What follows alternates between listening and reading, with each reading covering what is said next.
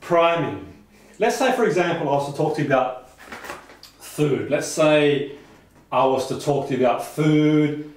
I went to a restaurant, I had this lovely meal with friends and family, or I talked about shopping in a supermarket, or just talked about eating in general. I gave you a story about food, I talked about food in a story.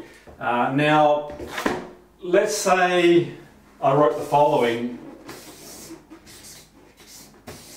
and you've got a missing letter here. What letter is the first letter that comes to mind? More than likely, the U.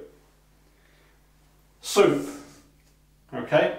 Alternatively, let's say, for example, I talked about cleaning products. I talked about washing my hair. I talked about having a bath.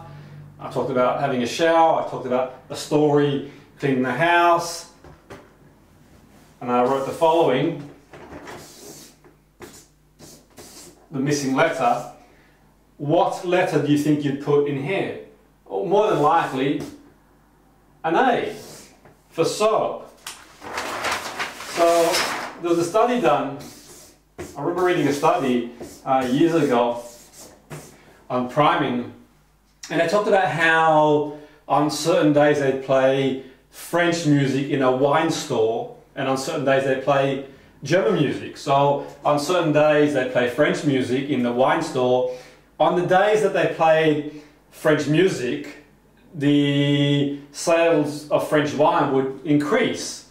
On the days they played German music, then German wine sales would increase. Now, people didn't really buy into that, believe in that, but they showed the stats, and it was quite accurate. So it's pretty amazing stuff. And you'll notice certain places, well, let's say for a store, for example, let's take a store, for example, and they talk about how they sell fresh products and fresh food. Your store that sells that, you'll notice when you walk into the store, there'll be fresh products and produce and flowers, and even the smell and background music. Even though they sell processed foods and tinned foods and so on and so forth, they're going to have that when you walk in to prime you, and so on and so forth. So I hope you enjoyed today's Springboard mini tutorial. Till next time, live with passion. Boom!